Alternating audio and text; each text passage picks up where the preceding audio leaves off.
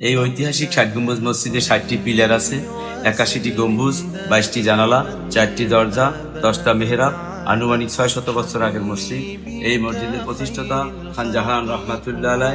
চুন সুরকির গাঁথনি, রডবিহীন মসজিদ, পাথরের খাম্বা, এক জামাতে ২০০০ অধিক লোক নামাজ পড়তে পারে।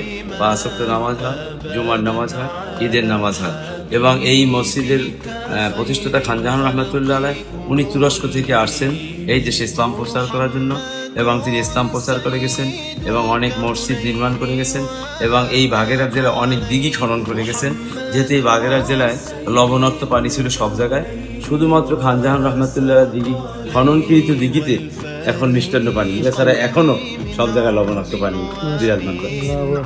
এবং এই মসজিদের যে গম্বুজগুলো দেখেন, গম্বুজ তো এই সাতটাই গম্বুজ, সাত গম্বুজ বলতে বলতে জনশ্রুতি আসলে ৮১ গম্বুজ ৬০ গম্বুজ।